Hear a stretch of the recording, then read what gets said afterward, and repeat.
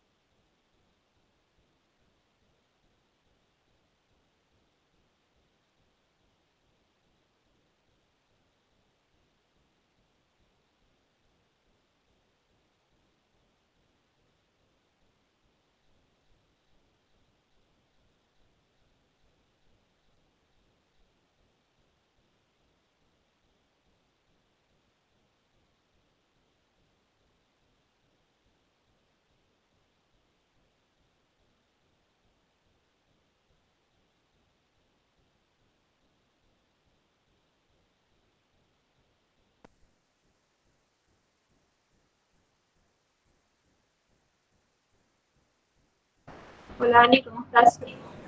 Hola Cristina, ¿qué tal? Buenas tardes alumnos.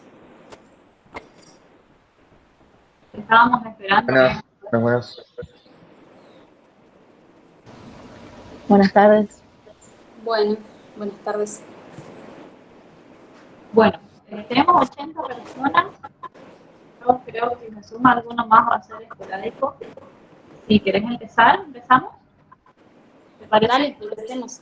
Sí, me Ok. parece, empecemos. Bueno, ahora, hoy tenemos que dar el ejercicio 23, el ejercicio 22 y el ejercicio 23, ¿sí? Estamos un poquito atrasados, estamos un ejercicio atrasado.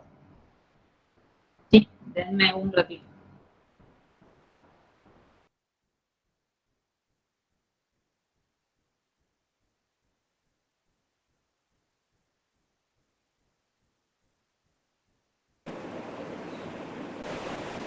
¿Se me escucha mejor? Sí, yo te escucho ahora bien.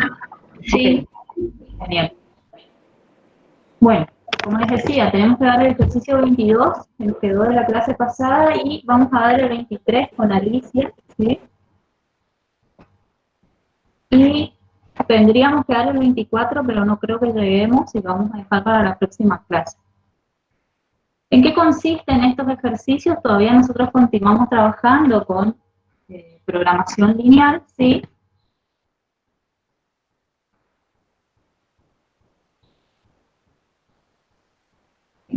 Bueno, hoy vamos a seguir trabajando con programación lineal y el ejercicio 22 específicamente, ¿sí? Hace referencia a una persona que tiene una determinada cantidad de dinero disponible, ¿sí?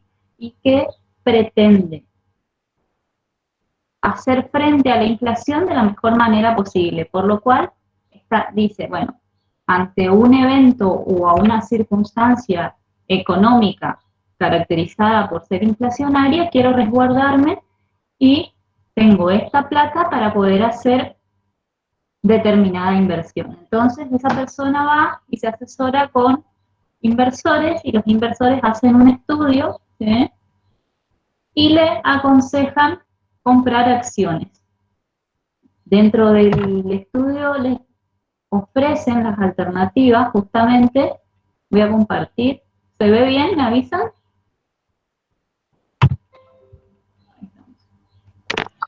Sí, se ve bien. Genial, bueno. Entonces, les decía, teníamos una disponibilidad específica de dinero y este inversor quiere resguardarse, ¿sí? Se va a una empresa que le dice, bueno, vos podés invertir en esta o en esta acción, y el plan de inversión es de 6 meses, ¿sí? Después de los 6 meses lo que yo pretendo como inversor es hacerme de las ganancias y retirarme del mercado.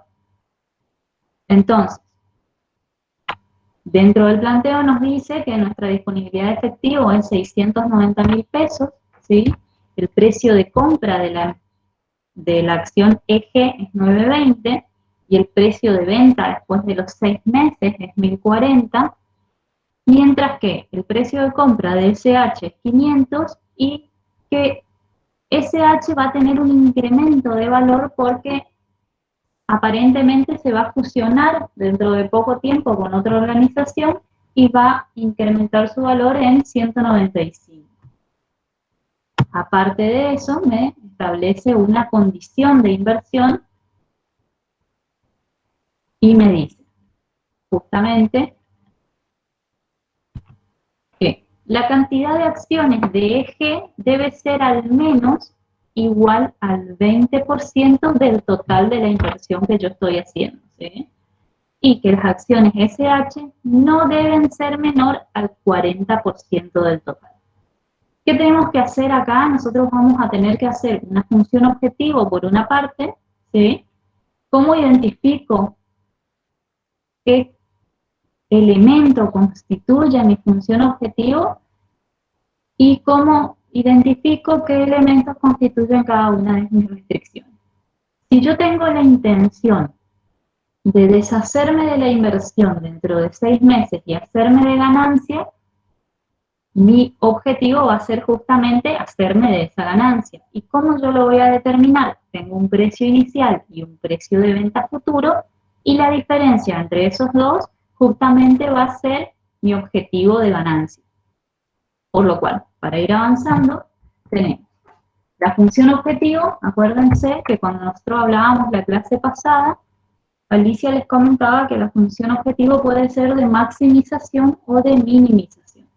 En este caso particular estamos trabajando con una función objetivo de maximización de utilidad.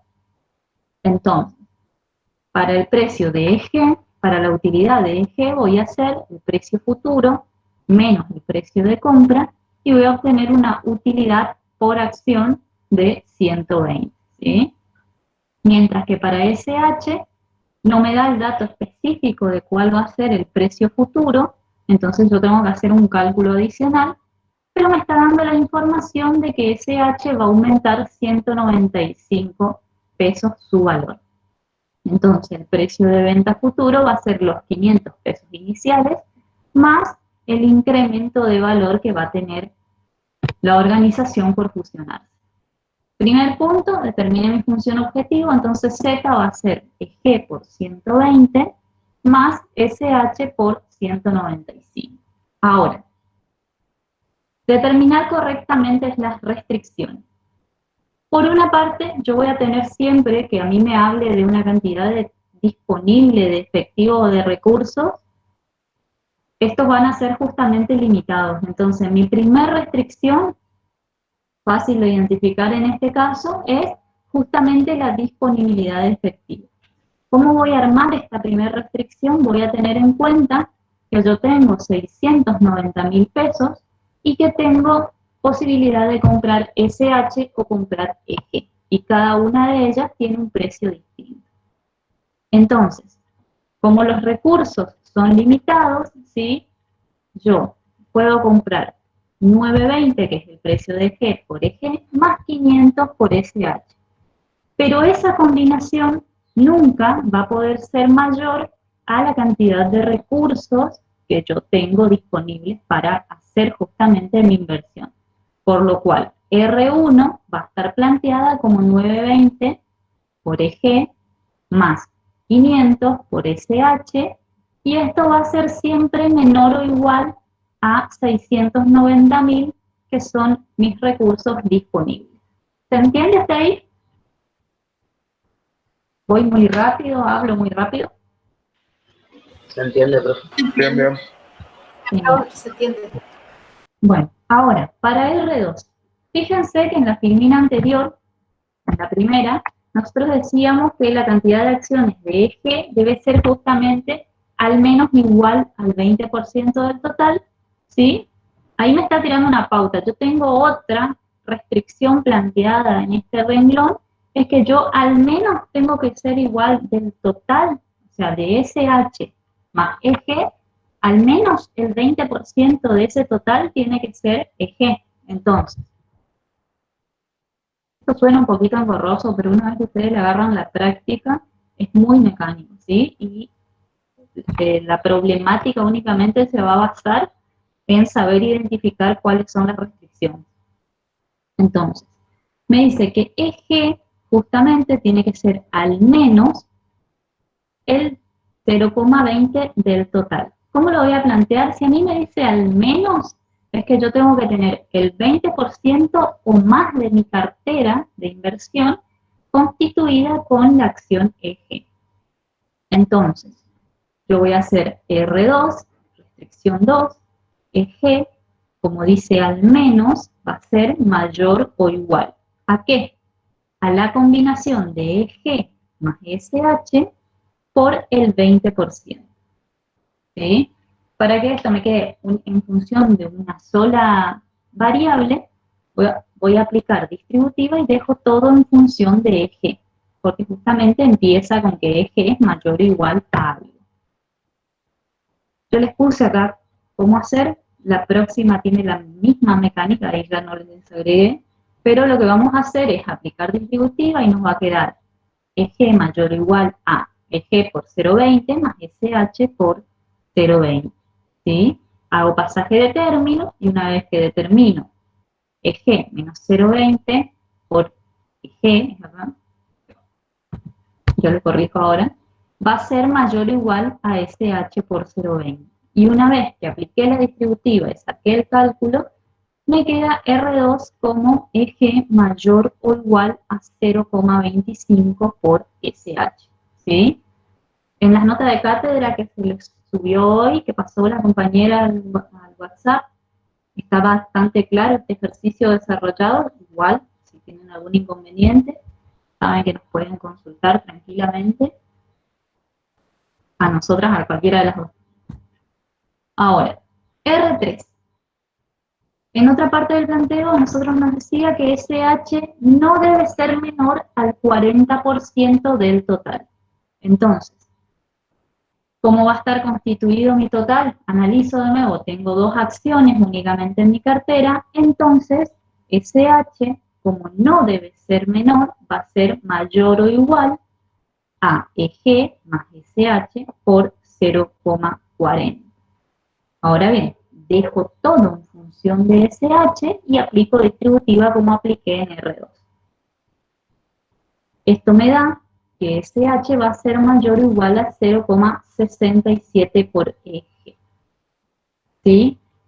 Acá cuando plantean las restricciones, no es necesario que ustedes usen muchos decimales. Con 2 decimales después de la coma está bien, ¿sí? Las soluciones por ahí tienen más, pero es indistinto, no les va a cambiar la decisión. Bueno.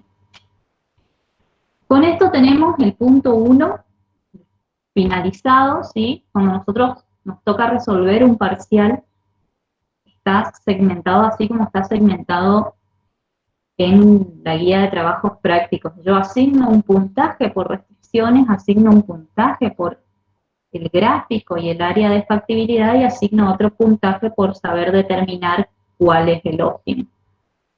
¿Sí? Entonces es importante que ustedes sepan sobre todo el primer punto, resolver, porque eso les va a llevar a que hagan bien todo el ejercicio o que hagan mal todo, ¿sí? Bien, tenemos planteadas las 3 restricciones y tenemos también planteada la función objetivo. Ahora,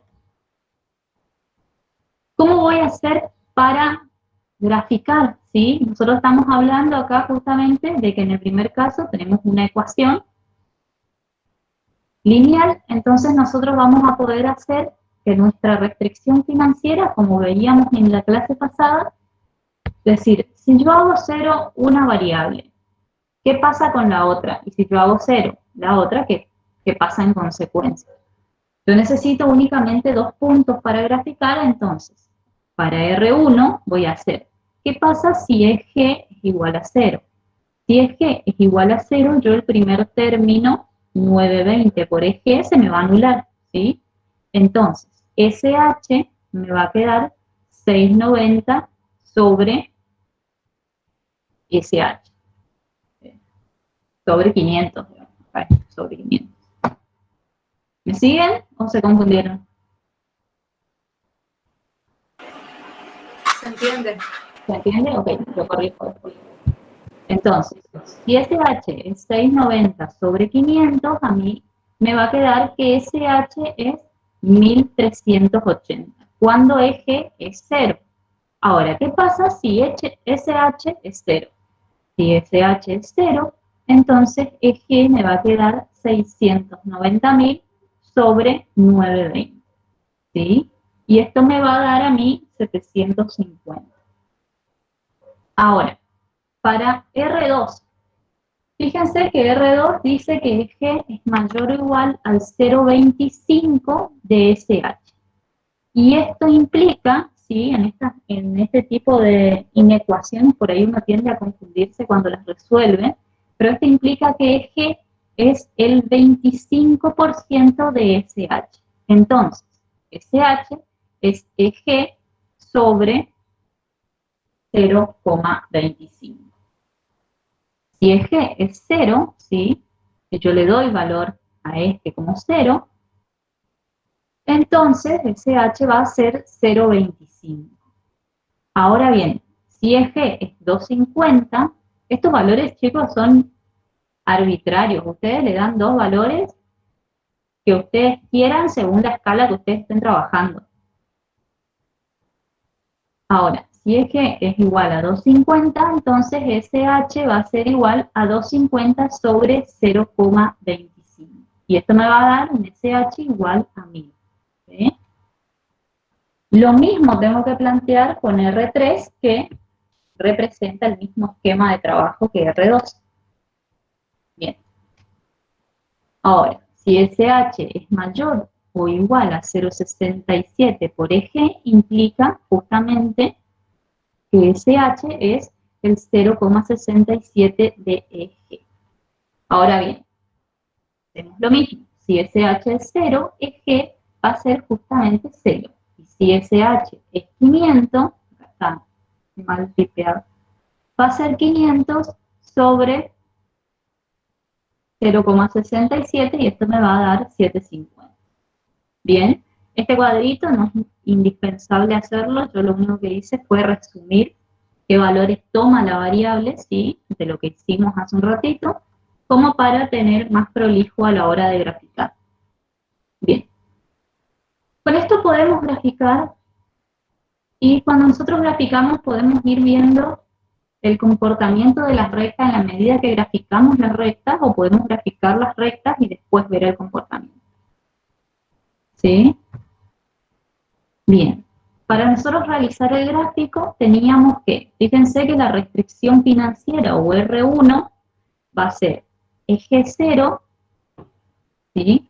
Cuando yo estoy acá, en eje, voy a estar en 1380 NSH, que es más o menos por acá. Ahora bien, si yo estoy en eje igual a 750, voy a estar en SH igual a 0. Y voy a poder graficar mi recta azul. ¿Sí? Ahora bien, yo sé que la recta azul es una restricción financiera, ¿sí? Y esta restricción financiera, esta recta, va a representar lo máximo que yo puedo comprar con la cantidad de recursos que yo estoy teniendo en este momento. Entonces, si es lo máximo que yo puedo comprar, ¿para qué lado se va a mover? ¿Sí? ¿Puedo comprar 600 de eje y 200 de SH? Sí, puedo comprar. Está por debajo. Sí puedo comprar, ¿por qué? Porque mis recursos o el punto que yo elegí está debajo de mi restricción, que yo la tengo como límite superior. ¿Por qué? Porque yo tengo recursos limitados. Ahora bien, si yo me paro por acá arriba y quiero decir, bueno, yo quiero comprar 1000 de eje y 200 de SH, si ustedes hacen el cálculo se van a dar cuenta que con la disponibilidad de recursos que ustedes tienen, eso no va a ser posible.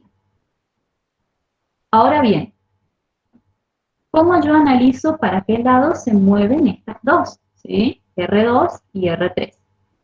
Ahí se complica un poco porque no tengo un análisis lógico rápido que a mí me permita decir, bueno, se mueve para la derecha, se mueve para la izquierda. ¿Sí? Entonces, ¿qué voy a hacer? Yo tengo el gráfico inicial, ¿sí? Tengo la mitad del puntaje del gráfico porque todavía no determiné el área de factibilidad, pero yo sé que la recta azul se mueve para abajo. Entonces, ¿cómo hago? Fíjense, acá tienen restricción financiera, y después R2 y R3, pruebo combinaciones de puntos de cada lado de la recta y verifico si se cumple la restricción que a mí me plantearon. ¿Cómo voy a hacer para poder resolver esto? Digamos, para poder determinar, saber si la recta rosada se mueve para arriba o se mueve para abajo. Voy a tomar la ecuación inicial, fíjense que yo en el punto anterior, para poder determinar los puntos para graficar la recta, lo que yo había hecho es dejar todo en función de eje.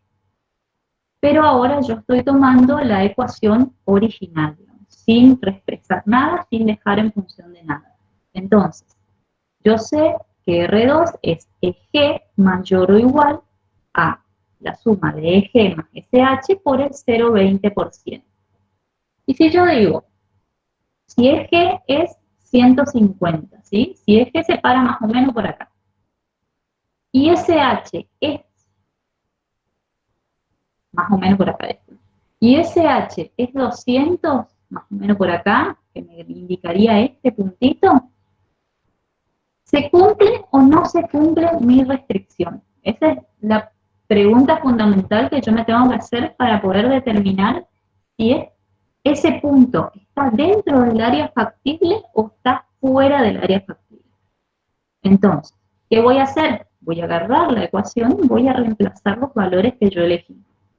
Entonces, yo sé que dejé 150 y 150 tiene que ser mayor o igual a 150 más 200, ¿sí? Por el 0,20. Entonces, aplico distributiva y yo determino que 150 es mayor o igual a 30 más 40. O sea que 150 es mayor o igual a 70. 150 es mayor a 70, sí. Entonces, ¿qué pasa? En este punto se cumple esta restricción. Entonces yo puedo determinar que este punto en particular es factible, ¿sí? Y a mí me da un indicio de para qué lado se está moviendo mi recta. Ahora bien, para descartar cualquier posibilidad de error, digo, bueno, vamos a probar con otros puntos, pero ahora del otro lado de la recta. Si es que es igual a 100, ¿sí? Si estamos paraditos acá y SH es igual a 1000, estamos acá. ¿Se cumple o no se cumple la condición? Pruebo, 100 es mayor o igual a 100 más 1000 por 0,20. 100 es mayor a 220, no. Entonces, este punto se encuentra en un área que no es factible dada la restricción que yo estoy teniendo. Tengo el primer punto, que es un punto factible, y el segundo punto, que es un punto no factible. Entonces, ¿para qué lado se va a mover mi recta? Se va a mover siempre para el lado del punto factible. Entonces, se va a mover para arriba. No sé si se me entiende hasta ahí, porque esto es lo más complicado para... Creo que Sí, Genial. Bueno, vamos a salir todo bien, entonces. Me alegro. Bueno, vamos a hacer lo mismo, ¿sí? Para R3.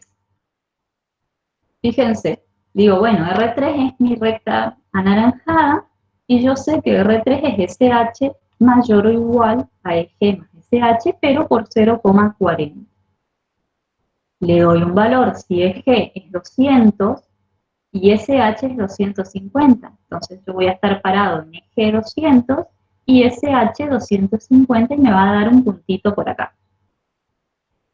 Reemplazo ese punto, ¿sí? Esa combinación que a mí me permitió determinar este punto en la ecuación y hago 250 es mayor o igual a 200 más 250 por 0,40 y digo 250 es mayor o igual a 180. ¿Se cumple? Sí se cumple. Entonces mi primer punto es factible.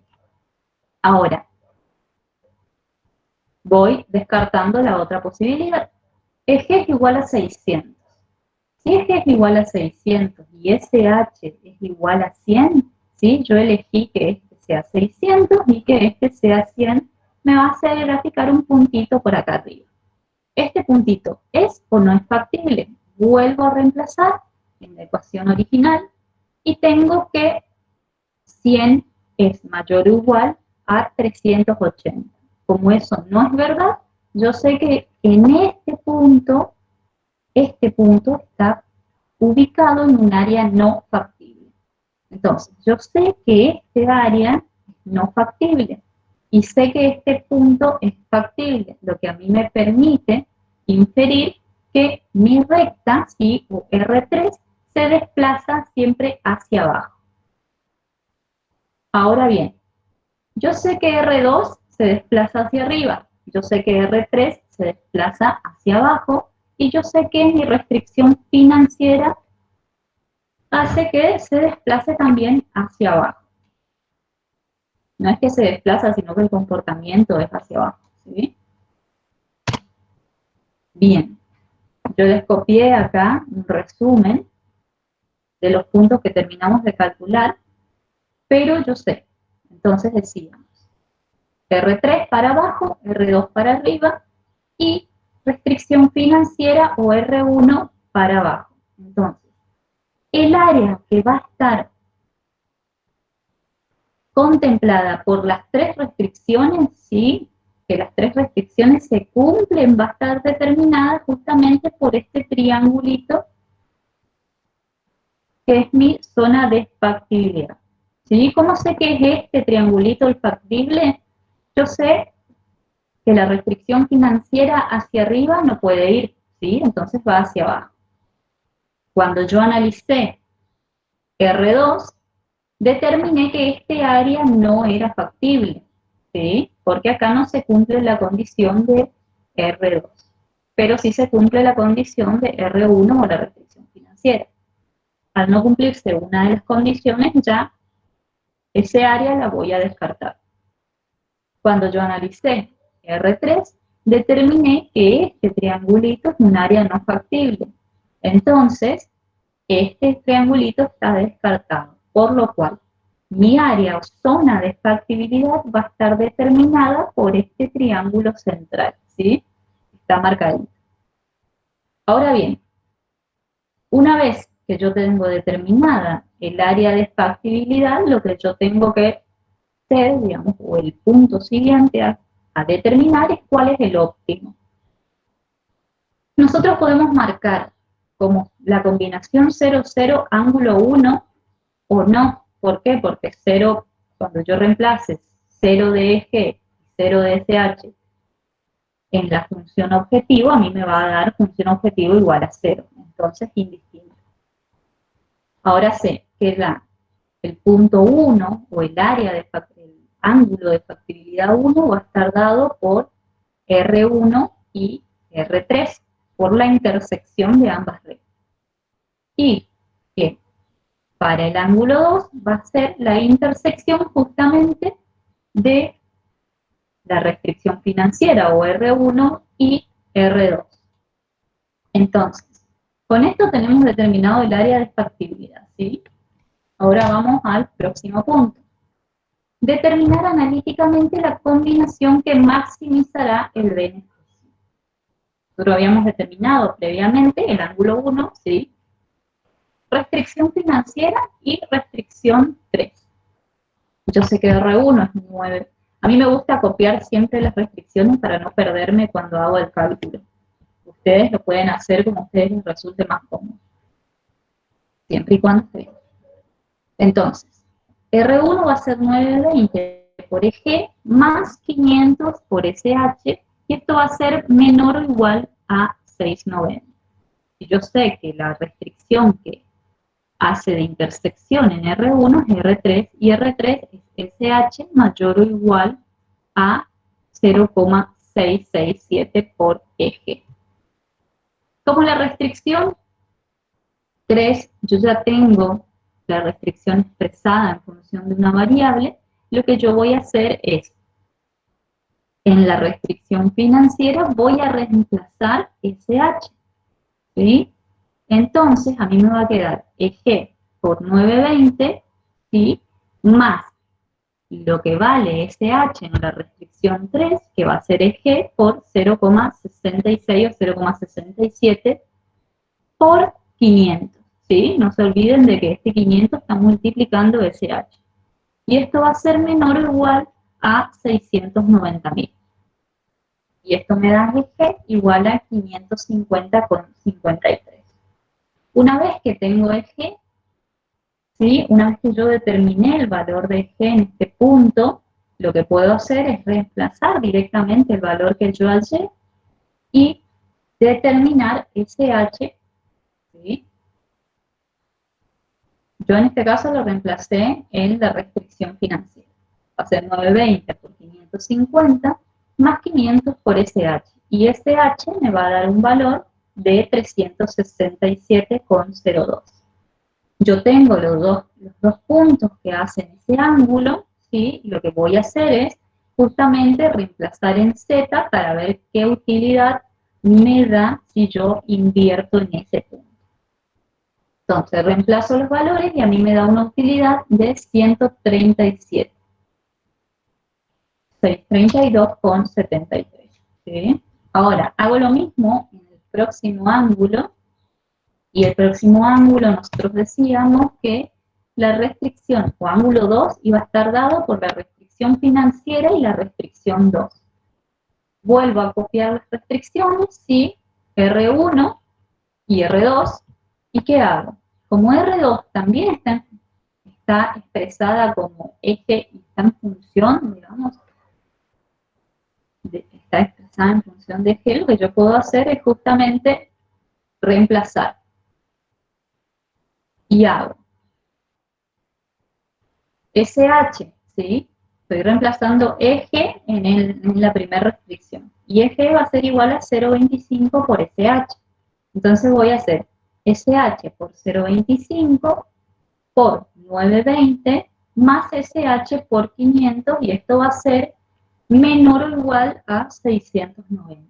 Despejando SH, a mí me da un total de 945,20. Bien.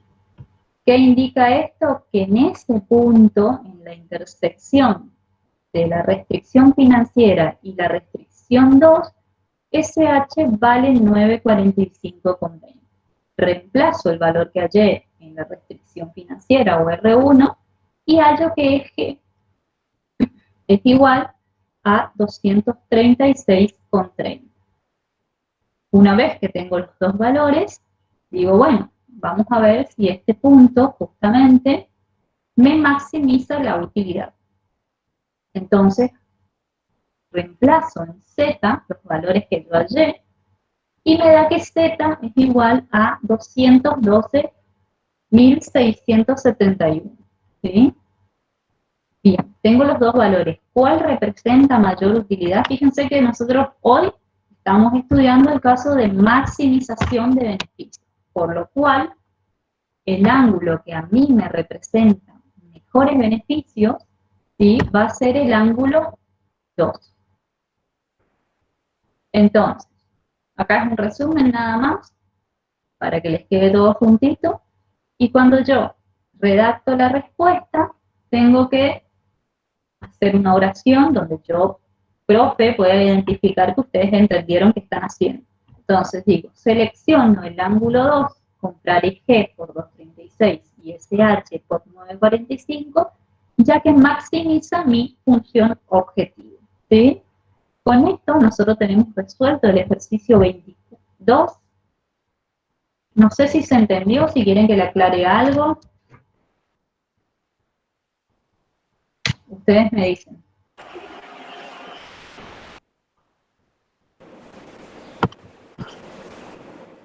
¿Más o menos se entendió? Sí, se entendió. Sí, se entendió. Sí, profe. Me costó mucho armar el PDF, así que me alegro que hayan entendido. Ali, no sé si querés acotar algo o empezamos con el próximo. No, creo que en el próximo vamos a recalcar estos puntos que vos marcaste muy bien. Uno de ellos es dar respuesta a lo que el planteo, a lo que el ejercicio nos indica, especificar la respuesta, dar la respuesta correcta y tener muy en claro siempre si estamos hablando de funciones Z de maximización o de minimización. El próximo también es maximización de beneficios, en el ejercicio 23. Así que me parece que podemos avanzar sobre eso. Genial. Esa parte, perdón que me meta, pero esa parte donde la profesora Marva estaba explicando esos dos puntos, súper claro cómo detectar ahí la zona de factibilidad, porque por ahí uno por hacer rápido, después dice cualquier cosa y ando llorando que no me... Generalmente estas ecuaciones que parten del cero y se van abriendo son las más difíciles de interpretar para hacia dónde van, más cuando uno está bajo mucho estrés haciendo un examen. Por lo cual es bastante, si bien lleva un poquito más de trabajo, uno termina de hacer el ejercicio y se va tranquilo sabiendo que justamente pudo determinar con exactitud qué es factible y qué no.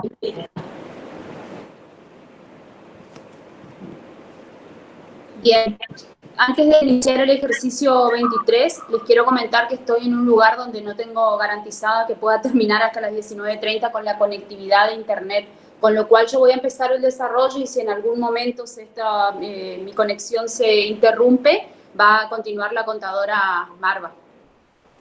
Bien, vamos a empezar entonces con el ejercicio 23. Voy a compartir pantalla.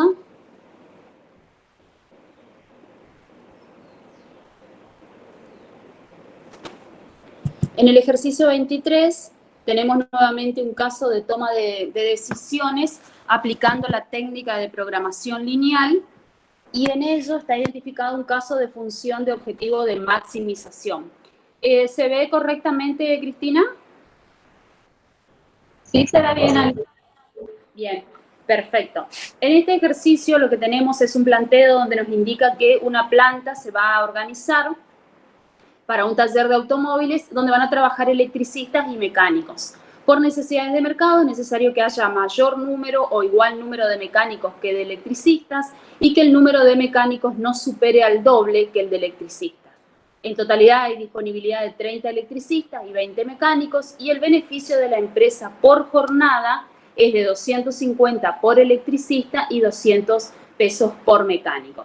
Entonces, el planteo del ejercicio, en este planteo lo que podemos identificar es que las restricciones están dadas por los dos recursos, electricistas y mecánicos, que son aquellos que tienen límites en su cantidad, y que la función Z va a estar dada por el beneficio que se puede obtener a partir de la incorporación de los mecánicos o de los electricistas, cada uno de ellos con un valor diferente.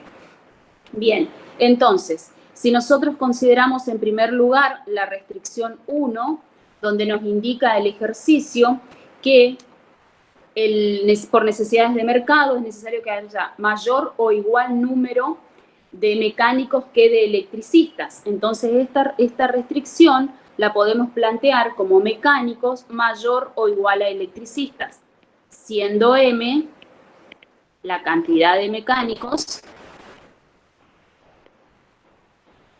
y E la cantidad de electricistas.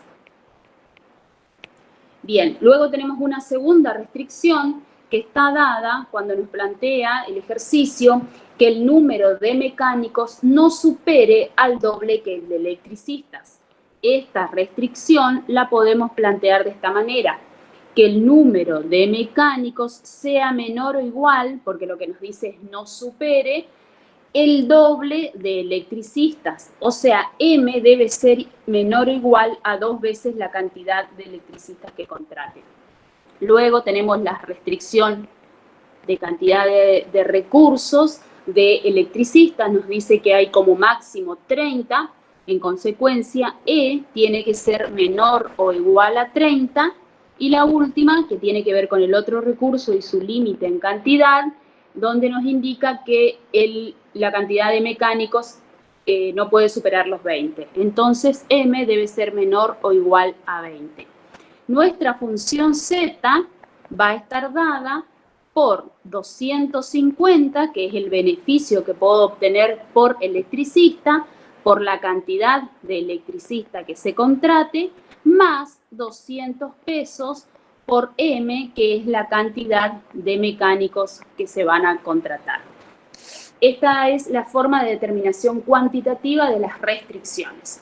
Ahora bien, el segundo punto nos dice graficar, el segundo punto de la tarea, ¿no? Dice, se pide graficar las restricciones e indicar el área de factibilidad. Bien, entonces vamos a empezar con la gráfica de las restricciones. La primera de ellas, la restricción 1, indica que M es igual o mayor a E. Siempre que tengamos una restricción de este tipo, es decir, donde se igualan los recursos o donde se establece que uno es mayor que el otro y no interviene ninguna otra fórmula o ninguna otra parte de la inecuación, esta gráfica se hace siempre con una línea diagonal. ¿Por qué una línea diagonal? Porque esta línea es la que va expresando que cuando E, electricista, o X es 5, M también es 5. Es la línea que permite relacionar ambas restricciones, las cantidades, ambas cantidades, y que son en este momento iguales según lo que nos plantea la restricción. Ahora bien, esta es la restricción 1. También nos indica la restricción que M debe ser mayor o igual a E, con lo cual tengo que determinar dentro de esta división que existe del área de la gráfica, hacia qué lado se va a inclinar el área de factibilidad por esta restricción. De manera que, en este caso, al ser M mayor o igual a E, el área que va a estar, o el área que va a permitirse como zona de factibilidad, va a ser el área que cubra de la línea recta hacia arriba. Por ahora le vamos a hacer con una flechita, no vamos a marcar, lo ideal es que ustedes marquen con color o con alguna identificación para que quede claro. Siempre ante la duda de si estoy marcando correctamente el área de factibilidad o no, lo que tengo que hacer es una prueba. Supongamos que indico este punto. En este punto E es 20 y M es 5. me pregunto, ¿cumple la restricción? No, de manera que el área de la recta para abajo, ningún punto identificado en el área, ninguno de estos puntos va a cumplir esta restricción de que M tiene que ser mayor o igual a E. Bien, continuamos. La segunda restricción me indica que M es menor o igual a 2E. Para poder graficar la segunda restricción, sí tengo que hacer un pequeño cuadrito donde doy valores a E para obtener los valores de M. Siempre que, como esto es una recta, siempre que doy un valor a E de 0, va a ser M0, me va a indicar el punto de origen. Y si E tuviera un valor de 10, esto implica que el valor de M es 2 veces E, con lo cual M sería 20. Si E es 20 o es 15, porque el eje que hice solamente limité a 30, pero en realidad se puede hacer mayores valores, si es 15, M puede asumir un valor de 30. Entonces, grafico la restricción 2. Obviamente, primer punto, 0, 0, recta. Cuando E tiene un valor de 10, M tiene un valor de 20. Con lo cual, esto me indica que en este punto la recta va a cruzar por ese punto y cuando E tiene un valor de 15, M tiene un valor de 30. O sea que ya de esta manera tengo 3 puntos para poder graficar la segunda restricción. Esta restricción es la restricción 2. Y como indica el signo de la inecuación que dice es menor o igual, significa que todo el área de factibilidad va a estar por debajo de la línea recta, de esta línea que hemos graficado como restricción 2. ¿Por qué por debajo? Porque si estuviera por encima no se cumple la condición de que M tiene que ser menor o igual a 2E. Bien, luego graficamos la restricción número 3, donde indica que E es menor o igual a 30, de manera que en este caso la restricción va a estar dado por una línea recta que actúa de tope, donde E es menor o igual a 30. Esta es la restricción 3. Y por último la restricción 4, donde indica que M es menor o igual a 20. La restricción 4 indica que M es menor o igual a 20. Profesora. Sí. Disculpe, pero yo me perdí con la primer recta, no entendí por qué la dibujó así. Las otras sí, pero esa, la primera, la restricción 1, no me queda clara. Bien.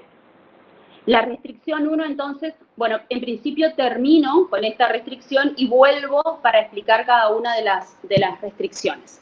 Bueno, gracias. Con esta última restricción 4, lo que identifico es que el área de factibilidad, como M no puede ser mayor a 20, quiere decir que sí o sí la cantidad de mecánicos va a estar por debajo de esta línea.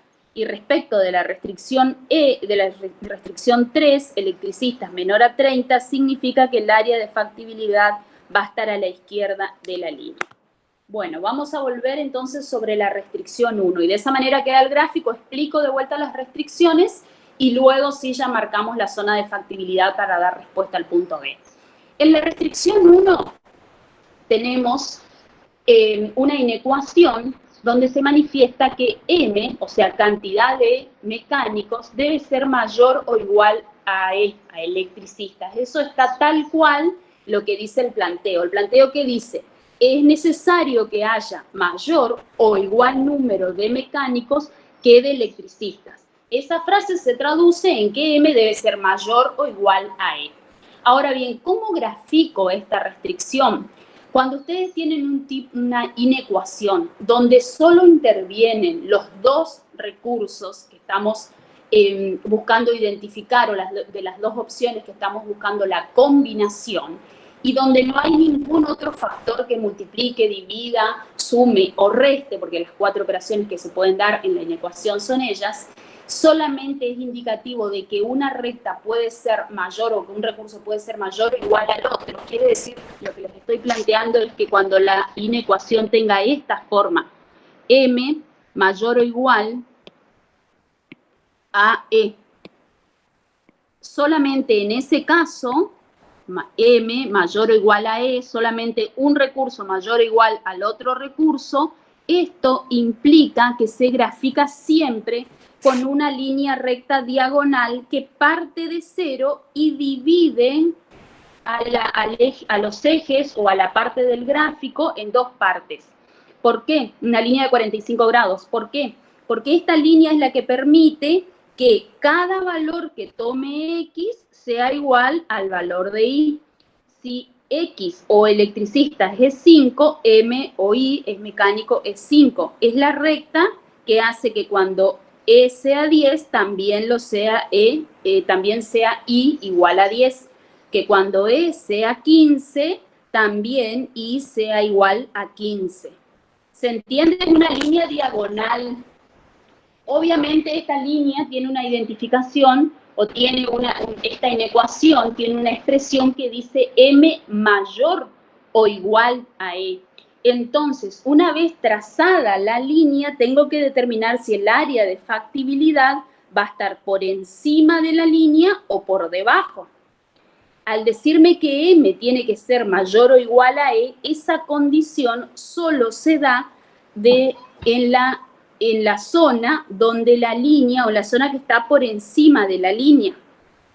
Fíjense, les pongo un punto extremo, este punto y este punto. Siempre identifico dos puntos, uno por encima y uno por debajo. Entonces, en este punto E es igual a 20 y M, marco 20, M es igual a 7,5.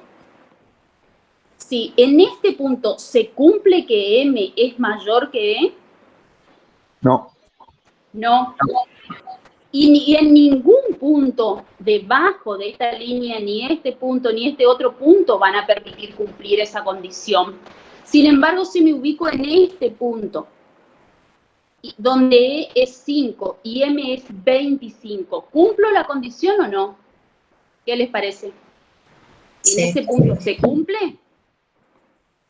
Sí. Entonces está claro que la línea de factibilidad está por encima del valor que toma la recta. ¿Quién me había consultado sobre este punto? Yo, profe Silvina, ahí la entendí. No entendía por qué se trazaba un ángulo de 90 grados, pero ahora la entendí. Gracias. Sí, por eso le digo, esta recta solo se da siempre que ustedes tengan una inecuación en la cual se plantee que uno de los recursos es mayor o igual al otro, es una línea diagonal. Ahora, en el análisis tienen que ver si uno es mayor que el otro, dónde identifico el área de factibilidad, o puede ser que la restricción venga planteada con que un recurso es menor o igual a otro. Siempre que estén solamente los recursos y no intervengan otras variables, y sea mayor o igual o menor o igual, la línea que tienen que trabajar, la línea recta que tienen que trazar, es una línea diagonal, ¿sí? El punto es, o el análisis va a estar dado si es por encima de esa línea o por debajo de esa línea, ¿sí? En el caso de la restricción 2, necesito hacer un cuadro donde voy asignando valores a E y asignando valores a M. También en esta inecuación, este tipo de inecuaciones, donde M es menor o igual a 2C, en este ejercicio está con un planteo bastante o relativamente fácil de analizar. Luego les vamos a pasar, voy a buscar de otros ejercicios, cuando se plantea este tipo del doble, la mitad, un cuarto de, menor o mayor, esas cuestiones hacen a la construcción de la inecuación, y como les decía la contadora Cristina, si uno se equivoca en esa construcción, comete un error en el área de factibilidad, ¿sí? Entonces hay que tener mucha práctica respecto de estas cuestiones cuando nos establecen o el doble, o la mitad, o se cumplen 3 veces de una, o 4 veces más que la otra, ese tipo de expresiones. Sobre esas expresiones tienen que practicar ustedes cómo construir las inecuaciones y en consecuencia la restricción graficada. En el punto 3 o la restricción 3, este tipo de inecuaciones son inecuaciones de tope. En este caso le dice no puede ser mayor, o en realidad lo que nos indica acá es hay disponibles 30 electricistas, 30 de un recurso y 20 del otro recurso. Siempre que exista este tipo de restricciones, lo que va a estar planteado es que no puede superar tal valor. ¿Por qué? Porque hay cuestiones, en este caso, de disponibilidad, también puede hablar de una demanda que tenga un tope, una oferta con un tope, cantidades ofrecidas, cantidades demandadas, cantidades de recursos. Entonces, cuando la restricción indica no mayor a 30, lo que hace la línea es una línea recta, porque esa línea permite cumplir en ese punto, y lo que tengo que analizar es si me dice no mayor a tal valor, es una línea tope, y el área de factibilidad va a estar siempre hacia la izquierda o hacia abajo. Sin embargo, si me dice no menor a tal valor, va a estar hacia la derecha o hacia arriba. Una vez planteado así, sí. Disculpa que te interrumpa, una alumna dice, si en la restricción 2 no quedaría m sobre 2, cuando vos haces el calculito acá para graficar. Si en la restricción, ¿qué? ¿2? No quedaría m sobre 2. Sí, podría ser m sobre 2 es igual a e. Y ahí le das. Exacto. Es otra forma. Es exactamente lo mismo. Es exactamente lo mismo. Yo planteé tal cual, está en el redactado, pero está perfectamente identificado si escriben m sobre 2 es igual a e. Es exactamente lo mismo. Fíjense que reemplazando los valores va a dar lo mismo y no va a incidir en la gráfica. ¿Sí? Eso es indistinto de la forma que uno quiere expresarlo. Yo les aconsejo siempre que una vez que planteen todas las restricciones, hagan la prueba de validez. Es decir, una vez que planteé la restricción y la convierto en este gráfico, me pregunto, ¿realmente M es 2 veces E? Y lo miro desde los dos lugares. Digo, M20 es 2 veces E. Sí, es correcto. O dicho de otra manera, M o E es la mitad de M. Entonces, con la identificación numérica, valido que la restricción esté planteada correctamente. Es decir, una vez que la planteo y la razono sobre los números, voy al planteo escrito, al ejercicio, y valido que lo que dicen los números es coincidente con lo que está expresado en el ejercicio donde no hay números. Acá lo que yo tengo que validar es que realmente el número de mecánicos no supera el doble del de electricistas. Entonces, el número de mecánicos, M, no supera el doble de E. Esos son los valores límites sobre los cuales estoy trabajando.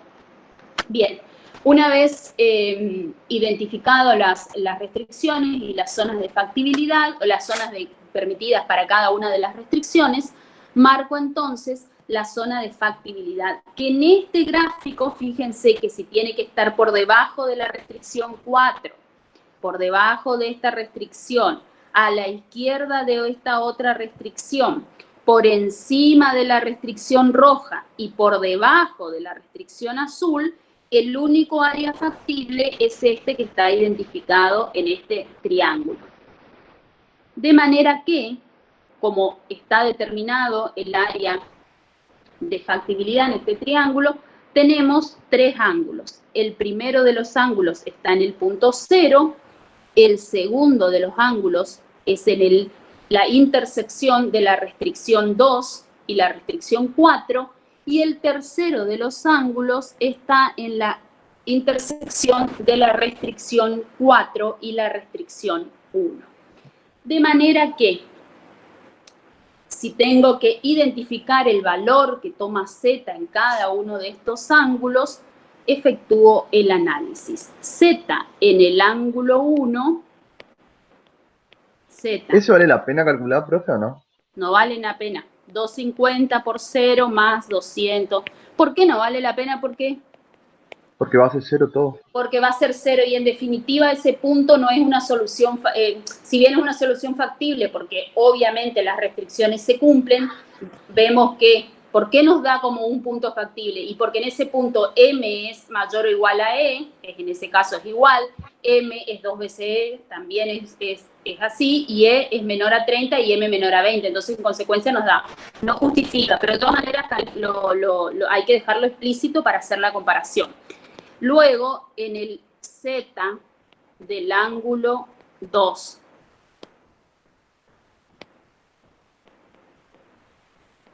Z del ángulo 2. En el ángulo 2 decíamos que estaban identificadas la restricción 2 y la restricción 4. Por restricción 4 nos indica que, vamos a ver, restricción 2 y restricción 4. La restricción 4 ya nos identifica que sí, el valor que va a tomar M en este caso es 20. Entonces, lo único que hago es veo cuánto, ya sé que sí o sí M va a ser 20 porque es el valor que me permite. Lo que veo es cuál es el valor que va a tomar E considerando M20 en la restricción 2. Entonces, la restricción 2 nos decía que M era menor o igual a 2E.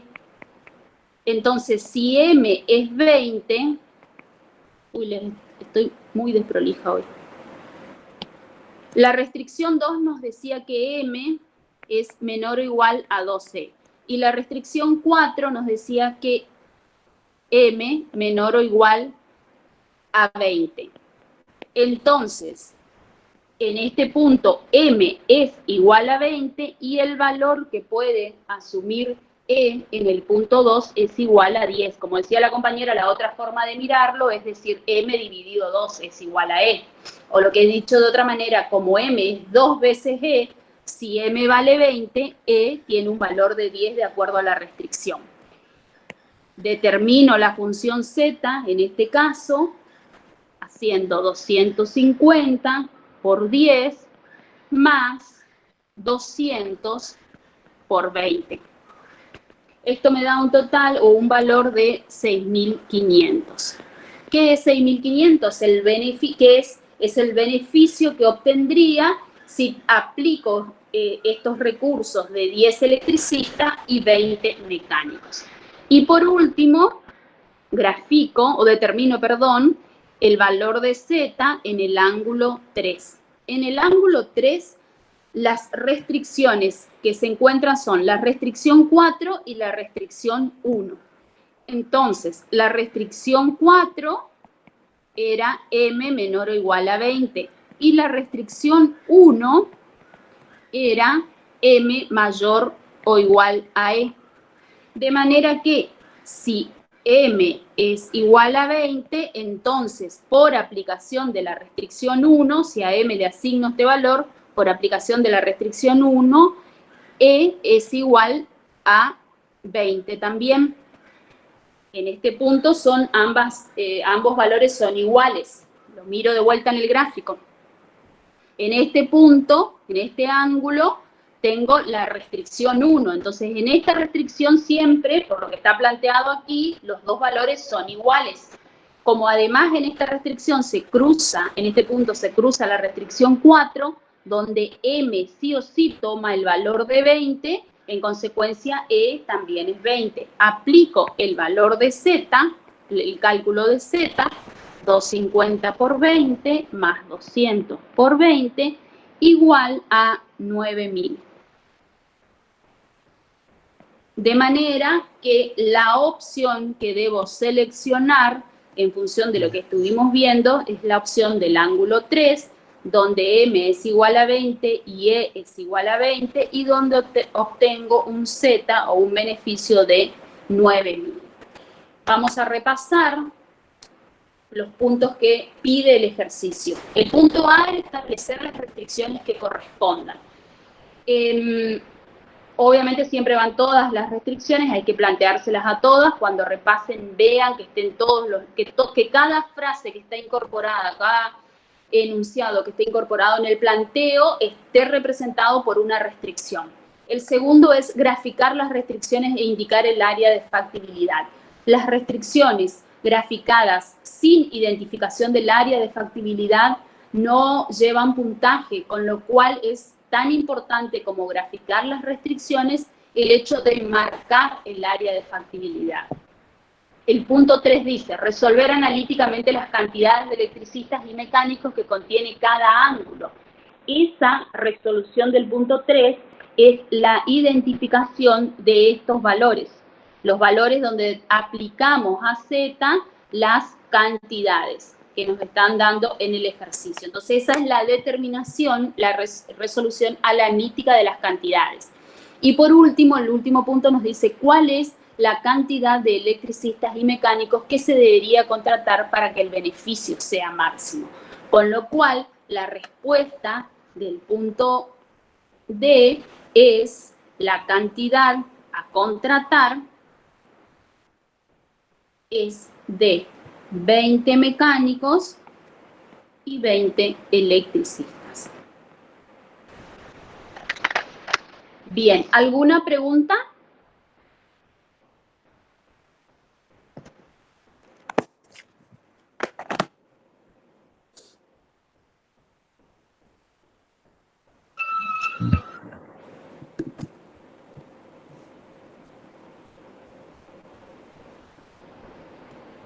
¿Alguna pregunta? No, Ari, aparentemente no. No, profesora.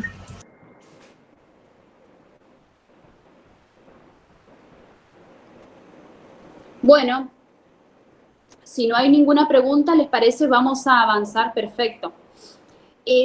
Con este ejercicio terminamos, creo que fueron 4, ¿no, Cristina? Terminamos todo lo que es programación lineal. Vean en la guía de trabajos complementarios qué otros ejercicios hay de programación lineal y si tienen dudas nos consultan, ¿sí? Bien, ¿Saben los complementarios? ¿Los ejercicios complementarios los pasaron? ¿No saben? Yo no sé si los pasaron. ¿Vos sabés, Cristina? Creo que no. Porque, a ver, ustedes tenían, el profe Noel te pasó una guía donde estaban los ejercicios de la primera parte solamente y después les pasó una guía de la segunda. Y ahora pasó la solución nomás de la segunda parte, tengo entendido.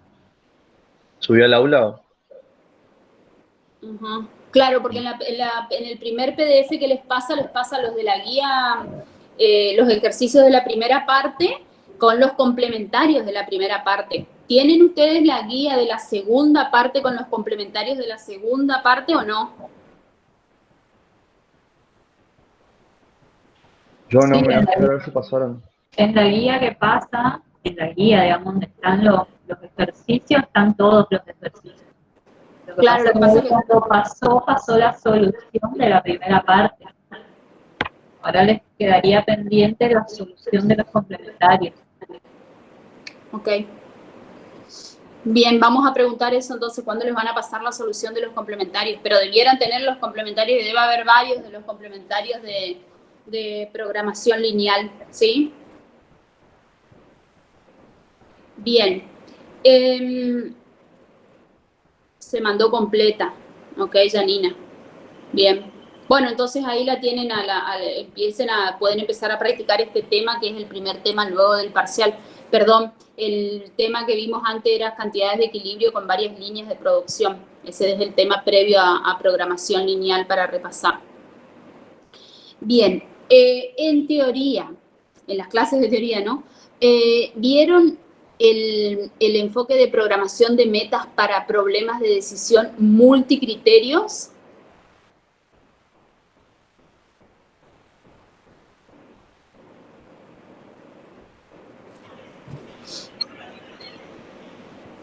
¿Cuál es ese, profe?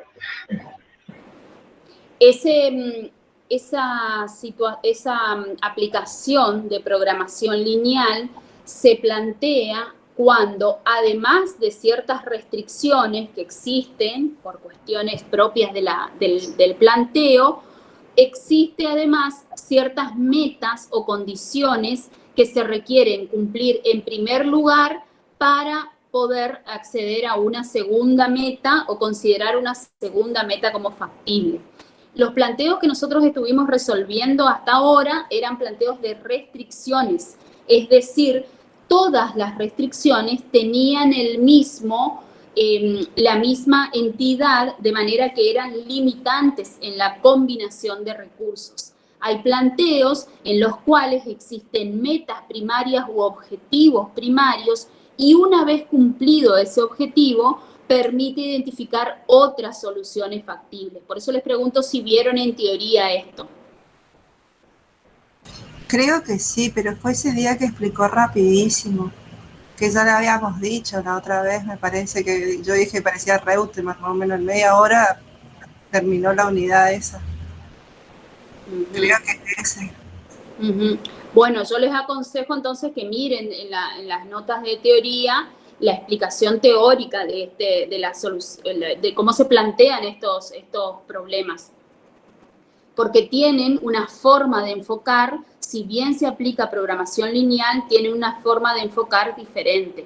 Yo te pido, Cristina, si vos podés compartir el Excel, así yo voy mirando. Y vamos a hacer el planteo del ejercicio 24. No vamos a, por una cuestión de tiempo, no vamos a alcanzar a resolverlo en su totalidad, pero sí vamos a ir entendiendo qué significa esta cuestión de meta 1 y meta 2.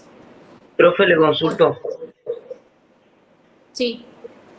En los prácticos, no, los ejercicios prácticos, digamos, del parcial o algo así, no, nunca usamos lo que es variable de holgura, ¿no? En ninguno de los ejercicios planteamos la pregunta de holgura, me parece. Creo, yo no, en los que resolví yo no había ninguna pregunta de holgura y acá creo que tampoco hay en este ejercicio. Ah, pero no entra, digamos, eso en los prácticos, a eso me refiero. ¿Ustedes lo vieron en teoría, al punto? No lo vimos, pero yo le pregunté al profe Nolte en cuanto a ese tema y dijo que iba a hacer un Excel o algo así, o un PDF y lo iba a subir al aula virtual con números porque no se entendió, lo pasó muy rápido. Bien, lo que vamos a hacer es en la clase de repaso, que tenemos una clase prevista de repaso, vamos a explicar para los 4 ejercicios que dimos qué sería el criterio de holgura o cómo sería el análisis de holgura para cada uno de ellos. ¿Sí? Ustedes en la clase de repaso, igual se lo vamos a recordar, van a tener a mano estos 4 ejercicios que desarrollamos con la profe Cristina y les vamos a explicar en cada uno de ellos qué significaría aplicar el concepto de holgura. Es un tema que si bien no lo vimos en el práctico, al ustedes haberlo visto en teoría, no quita que no pueda entrar en el parcial. Y no es un punto que no es muy complejo, con lo cual es aplicación de una lógica de cuánto de los recursos se utilizan. Una vez que tengo la respuesta es aplicarlo. Y entonces que no le quede ninguna duda al respecto de cómo calcular la holgura, ¿sí? En la clase de repaso lo vamos a ver. Dale. Bien. Bien, entonces, acá estamos viendo lo que la profe está proyectando, que corresponde al ejercicio 24. Toma de decisiones aplicando técnicas de programación lineal, decisiones multicriterios. Si nosotros leemos el enunciado de este ejercicio, lo que nos indica es que hay un asesor financiero por el que está asesorando, obviamente, y un cliente tiene 80.000 pesos para invertir. Ese ya, el 80.000 pesos significa de alguna manera un límite financiero. Y como estrategia inicial quería que el portfolio de inversión se restringiera a 2 acciones, a las acciones US y HP. Hay un precio determinado por acción y un beneficio anual estimado por acción. Y a su vez un índice de riesgo por acción. Quiere decir que la acción US tiene un precio en el mercado de 25, va a tener un rendimiento de 3 pesos anualmente por acción y a la vez conlleva un riesgo como índice de 0,50. Las acciones de HP también tienen su precio por acción, su beneficio anual y su índice de riesgo. Aclara el ejercicio. El índice de riesgo por acción es una clasificación que el asesor asignó para medir el riesgo relativo de las 2 inversiones. Acá hablamos de riesgo relativo porque lo que se está construyendo es un portfolio de inversiones, en la cual solamente hay 2 tipos de acciones. Entonces, bajo ese análisis, el riesgo relativo significa cuánto de riesgo le aporta cada acción a ese portfolio. Por ello habla de riesgo relativo. Solamente se puede aplicar cuando hay una determinada o está limitada la cantidad de acciones o establecida los tipos de acciones, que en este caso son 2, de manera que eso permite inferir qué riesgo le implica a ese portfolio la adquisición de una acción US o de una acción HP. Al cliente del asesor le gustaría evitar un portfolio de alto riesgo. Eso tiene que ver con el perfil del inversor. Sin embargo, el cliente está de acuerdo en que en un nivel aceptable de riesgo correspondería a un portfolio con un índice de riesgo total máximo de 700.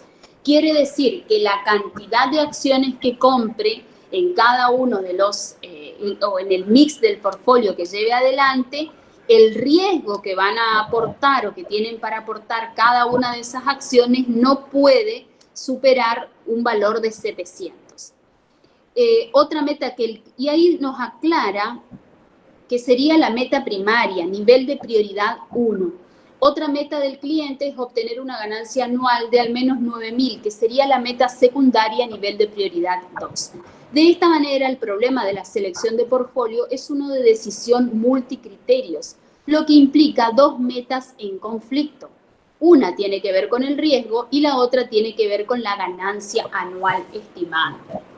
Bien, ¿cuándo nos encontramos ante un problema de decisión multicriterio? ¿Cómo aplicamos esta cuestión? Por eso les preguntaba si lo vieron en teoría, desde el punto de vista teórico, para no ir directamente al ejemplo práctico, para saber identificar claramente un problema de aplicación de programación lineal. Nos va a permitir la programación lineal resolverlo, pero tenemos que entender que es un problema de multicriterios.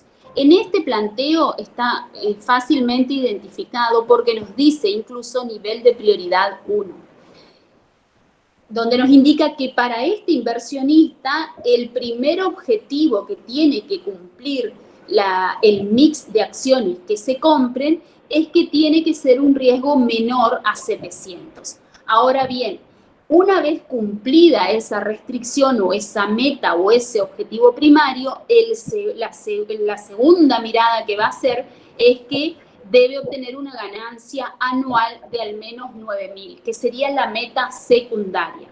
Es decir, en los ejercicios que veníamos viendo, todas las restricciones tenían igual nivel de prioridad, o sea, ninguna restricción era excluyente de la otra. Todas implicaban un límite a la aplicación de los recursos en igual medida.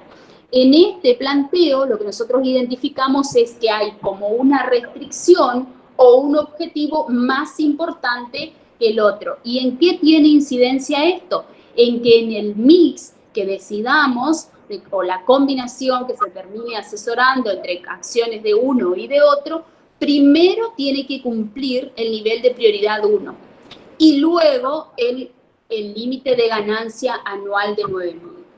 Entonces, fíjense, si podés bajar un poquito, Cristina, el Excel. En este ejercicio, entonces, fíjense cómo está planteado las restricciones. Primero, la restricción de fondos disponibles. ¿En función de qué va a estar esta restricción? Del costo de cada una de las acciones. Cada acción que compre de US en realidad tiene un costo de 25, con lo cual 25 por la cantidad de acciones US más 50, que es el costo o el precio por acción de HP, por la cantidad que compre de HP, tiene que ser menor o igual a 80.000. Luego tenemos la ecuación de la meta primaria. Esta primera restricción, obviamente, es una restricción que nos determina un área de factibilidad, porque no va a poder ser ninguna combinación, va a poder ser factible que supere los 80.000, porque obviamente la disponibilidad de fondos es mandatoria. Ahora bien, luego tenemos una ecuación de la meta primaria. La meta primaria, en este caso, para este inversor, tiene que ver con el nivel de riesgo que quiere asumir, y ese nivel de riesgo no puede ser superior a los 700 puntos.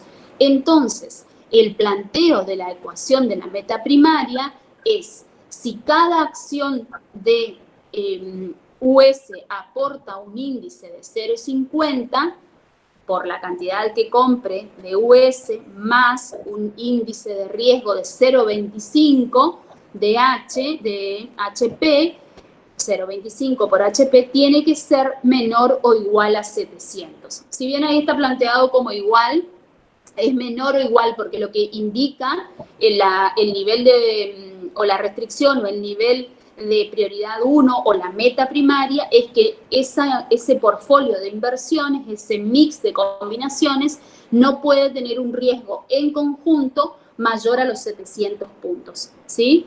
Y por último, la ecuación de la meta secundaria establece que debe ser al menos una ganancia anual de 9.000. Eso nos plantea el ejercicio. Entonces, ¿cómo planteamos esta restricción de la meta secundaria?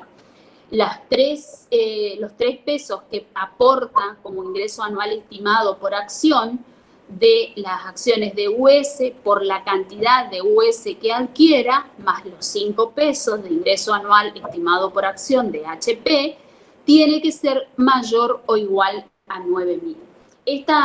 Esta forma de plantear las restricciones, si bien no difiere de la forma en que se venían planteando anteriormente, es importante que se tenga identificado como meta primaria y meta secundaria, porque en el análisis de los ángulos tenemos que tener presente en todo momento cuáles son las metas primarias o la meta primaria y cuáles son las metas secundarias. Esta aplicación de meta primaria y secundaria cobra relevancia cuando voy a seleccionar los ángulos en el área de factibilidad, pero las debo plantear en este momento inicial cuando voy a graficar las restricciones y las debo plantear efectivamente ya como metas primarias y metas secundarias. Es una cuestión de orden y les va a simplificar el análisis cuando efectúo el planteo, tener identificado cuál es meta primaria y cuál es meta secundaria.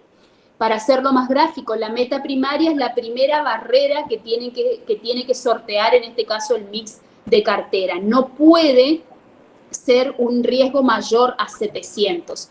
Luego de ese riesgo, siempre que el riesgo sea menor a 700, todas las opciones son posibles, pero tengo que identificar o buscar aquella combinación de acciones de US y HP que me provean una ganancia superior a 9.000. Entonces, el no planteo correcto de las metas como primaria y secundaria, si las invierto o pongo ambas en igualdad de condiciones, eso va a llevar a que la cantidad se amplíe respecto de lo que efectivamente tengo que considerar. Vamos a dejar acá porque no nos va a dar el tiempo para resolverlo gráficamente y es muy importante la resolución gráfica y luego el análisis posterior, sobre todo que es donde aplicamos esto que planteábamos como meta primaria y secundaria. Así que en la clase del día miércoles vamos a iniciar con este ejercicio y entiendo que vamos obviamente a terminar el 24 y avanzar sobre 25 y lo que podamos del ejercicio 26. ¿Alguna duda al respecto? ¿Cómo nos vamos a dar cuenta cuál es primaria y cuál es secundaria? ¿Por el orden en que nos nombran nomás?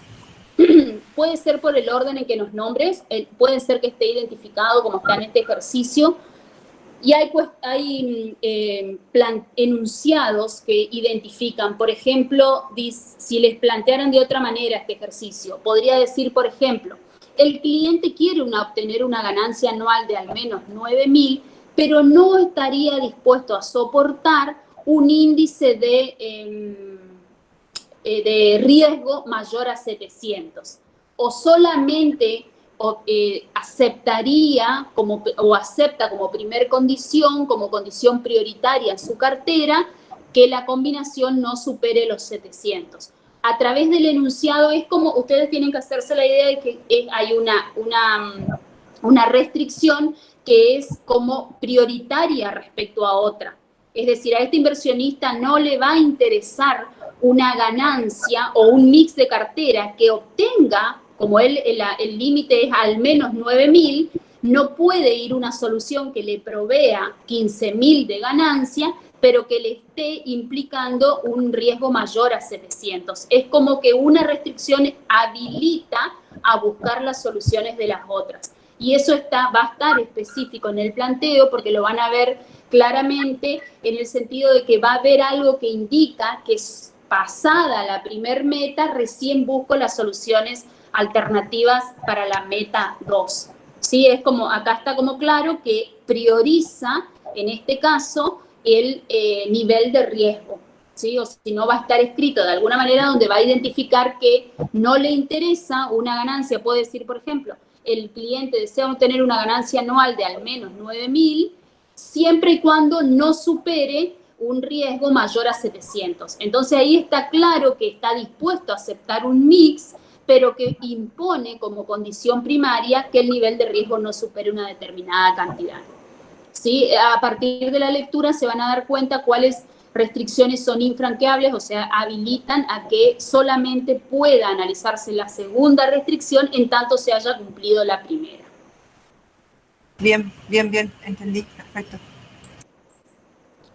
Por eso les decía, vuelvan a mirar las notas de teoría, porque ahí está especificado y después cuando practiquen ejercicios se van a dar cuenta cuando el redactado es indicativo de que hay un nivel de metas. Yo no recuerdo si en la guía complementaria hay, pero después lo vamos a buscar, Cristina, porque este es el último que tenemos, el único que tenemos de multicriterios. Creo que hay uno creo que hay. Bien. Bien, y si no, nos plantean ustedes un ejercicio que encuentren de multicriterios y nosotros se los resolvemos, porque me parece que habría que practicarlo en más de un ejercicio. Por esto que plantea la compañera, por esto que plantea Sandra, porque lo relevante acá no es la determinación gráfica ni las cantidades, porque es una vez que lo apliquen, lo resuelven, eso se los decía Cristina también hoy. El punto es siempre efectuar el correcto planteo de las restricciones y el correcto planteo del ejercicio, en este caso de metas. Bueno, profe, nos vemos el miércoles entonces a las 6. Nos vemos el miércoles a las 18. Muchas gracias. Adiós. Adiós. Chau. Buenísima la clase de hoy, en serio.